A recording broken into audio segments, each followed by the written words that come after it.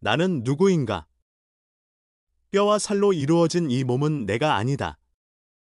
시각, 청각, 후각, 미각, 촉각 등의 5가지 감각기관은 내가 아니다. 말하고, 움직이고, 붙잡고, 배설하고, 생식하는 5가지 행동기관은 내가 아니다. 생각하는 마음도 내가 아니다. 내면에 잠재되어 있는 무의식도 내가 아니다. 이 모든 것이 내가 아니라면 나는 누구인가? 이 모든 것을 내가 아니다라고 부정하는 행위자. 그를 지켜보는 목격자만이 남는다. 그것이 바로 나다. 있는 그대로에 지나는 시간이나 공간, 인과성에 속하는 어떤 개념이나 범주로도 규정 지을 수 없고 언어로 기술할 수 없으며 인간의 의식에서는 무와 같은 그 무엇이다. 우판 이샤드에서 말하는 네티네티, 그것도 아니고 그것도 아니다가 바로 그것이다. 진화는 결코 무가 아니며 오히려 존재의 충만이자 순수의식이며 영적 희열이다. 1896년 16살이었던 한 소녀는 가족의 품을 떠나 발걸음을 떼기 시작했다. 소녀는 내면에서 일어나는 어떤 충동에 사로잡혀 남인도의 성산이자 순례지인 아루나찰라를 향해 걸음을 옮겼다. 그곳에 도착하자마자 소녀는 지니고 있던 돈과 소지품을 모두 던져버리고 자신이 새롭게 발견한 깨달음을 파고들며 몰입했다. 그것은 자신을 이루고 있는 참된 본성은 형태가 없으며 만물에 두루 편재하는 의식이라는 깨달음이었다. 소녀는 이 깨달음에 너무나도 몰두한 나머지 자기 몸이나 외부 세계를 전혀 의식하지 못했다. 인도식으로 표현하자면 나를 깨달은 것이다. 그는 개별적으로 분리된 것은 아무것도 없다는 것을 직접 체험하여 깨달았다. 이런 깨달음은 대개 오랜 세월 혹독한 수행을 해야만 비로소 성취할 수 있다. 하지만 그는 어떤 노력이나 열망 없이 그런 일이 일어났다. 자신의 참된 본성은 영원히 사라지지 않으며 육체나 마음, 개체성과는 아무런 상관이 없다는 것을. 물론 이와 비슷한 경험을 하는 사람들은 적지 않지만 그들의 경험은 대부분 일시적인 현상으로 끝나고 만다. 하지만 벤카타라마는 그 경험이 지속되었고 결코 사라지지 않았다. 벤카타라만이 아루나찰라에 도착해 그곳에서 지낸 지 몇 년이 흘렀다. 그러자 내면의 깨달음이 자연스레 영적인 빛으로 뿜어져 나오기 시작했다. 그 빛에 이끌려 몇 명의 추종자들이 모여들었다. 그는 여전히 침묵을 지킨 채 침묵 속에서 가르침을 펼쳤다. 당시 스리 라마나는 거의 말을 하지 않았으며 그의 가르침도 일반적이지 않았다. 그는 말 대신에 침묵에서 배어나오는 힘으로 가르침을 전했다. 침묵의 힘은 그 에너지에 공명하는 사람들의 마음을 고요하게 만들었고 심지어 침묵을 통해 스리 라마나의 평상시 마음자리를 직접 체험하는 사람도 있었다. 스리 라마나는 평생 동안 침묵의 흐름에서 나오는 힘이야말로 가장 직접적이고 충실한 형태의 가르침이라고 힘주어 말했다.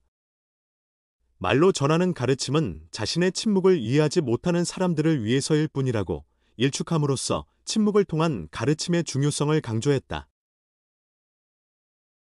사람들의 다양한 수준에 맞춰 자신의 가르침을 시시때때로 바꾸는 그의 교수법 탓에 그의 말은 종종 모순되는 것처럼 보이기도 한다.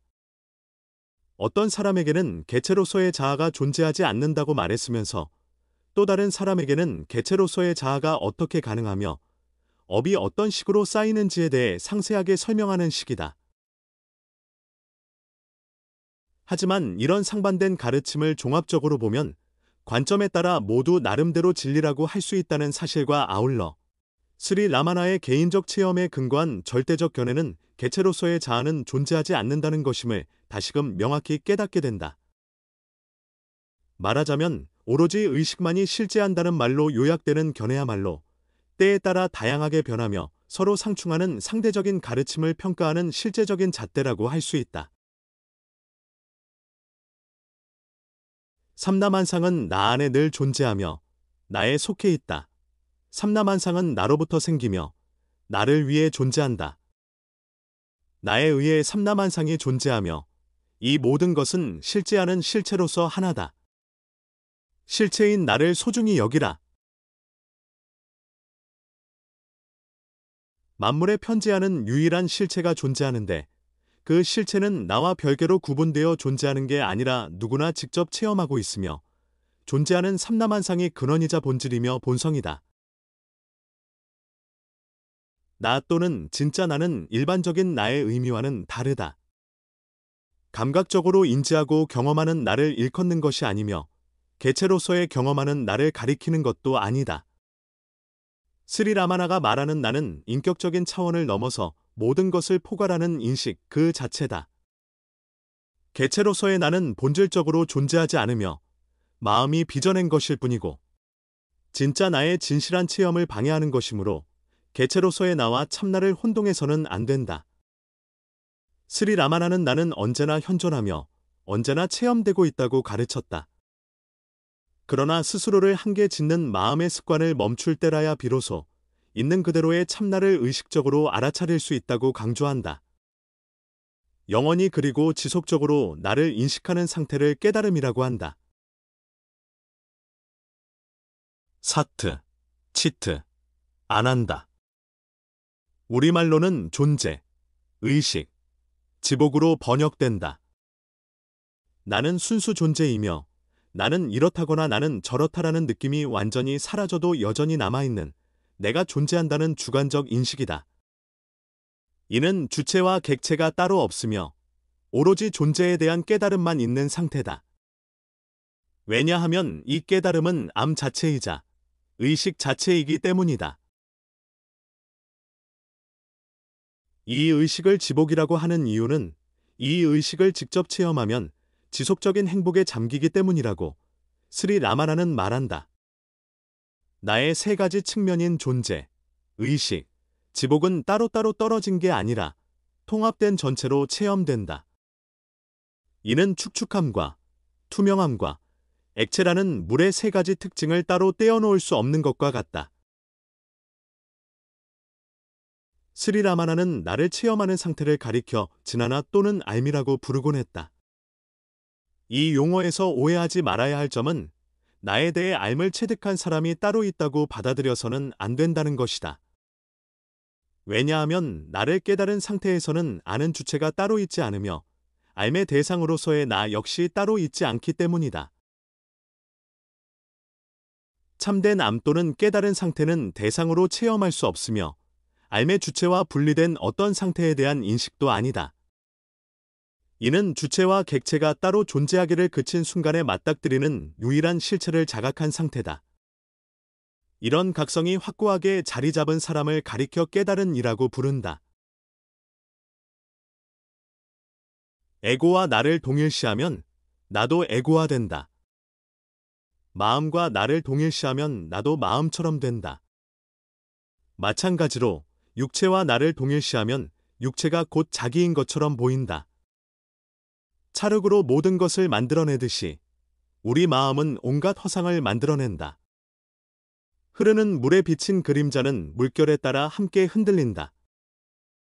물에 비친 그림자가 흔들리는 것을 누가 막을 수 있겠는가?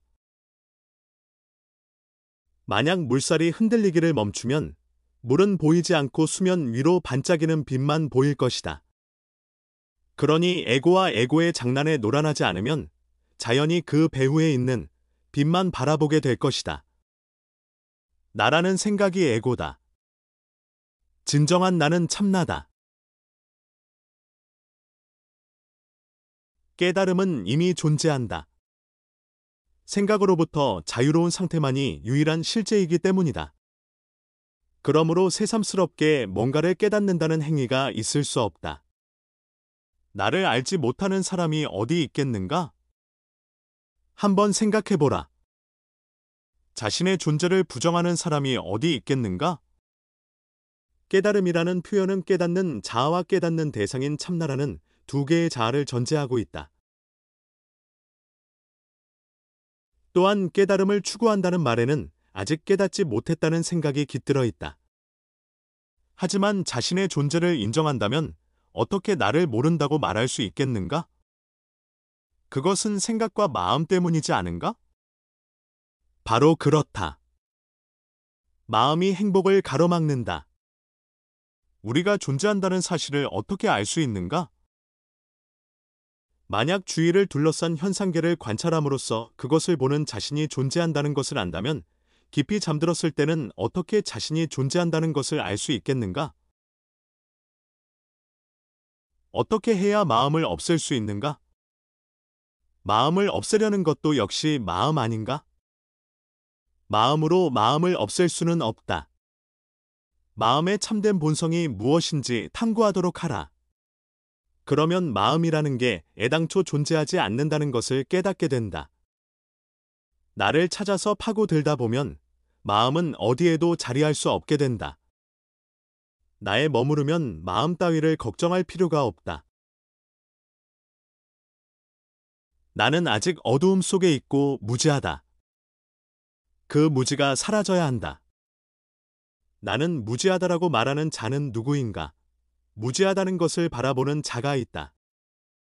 그 보는 자가 바로 있는 그대로의 자신이다. 소크라테스는 나는 내가 모른다는 사실을 안다고 했다. 그 말을 무지라고 할 수 있겠는가? 소크라테스의 말은 지혜 그 자체다. 해탈과 깨달음은 같은 것인가? 해탈은 우리의 본성이자 우리의 다른 이름이다. 그런데도 해탈을 갈망한다는 건 매우 우스꽝스러운 일이다. 시원한 그늘에 앉아있던 사람이 제 발로 햇볕이 뜨겁게 내리쬐는 땡볕으로 걸어 나가서는 너무 덥다고 투덜거리는 격이다. 그러고는 다시 그늘을 찾아 여기저기 헤매다가 적당한 그늘을 만나면 시원하다. 마침내 그늘을 찾았다. 나며 즐거워하는 시기다. 우리는 그와 같은 짓을 하고 있다. 우리는 실체와 다르지 않지만 스스로 실체와 다르다고 여김으로써 실체와 달라져 버리고 만다. 그러고는 그 괴리를 없애고 실체와 하나가 되기 위해 맹렬히 정신 수행을 한다. 스스로 괴리를 만들어내고는 그것을 깨뜨리기 위해 애쓰는 이유가 무엇인가? 자신의 존재 이외에 무슨 지복이 따로 있겠는가? 존재와 지복은 따로 떨어진 별개가 아니며 당신은 이미 지복과 하나다. 당신은 지금 수시로 변하는 덧없는 마음이나 육체를 자신이라고 생각하고 있다. 그러나 당신은 변하지 않는 영원한 존재다. 당신이 알아야 할 것은 바로 이것이다. 이제껏 불행하기만 했는데 당신 앞에 앉아있는 지금은 왜 이렇게 평온한지 모르겠다. 지금 이곳에서의 느낌을 지복이라고 생각하는가? 그렇다면 당신은 이곳을 떠나면 또다시 불행하다고 말할 것이다. 그러므로 당신이 지금 느끼는 행복은 영원한 것이 아니다. 그 행복감이 또 다른 곳에서 느끼는 불행감을 초래할 것이다. 따라서 당신은 어느 곳에서나 영원히 지복감을 느끼지는 못할 것이다.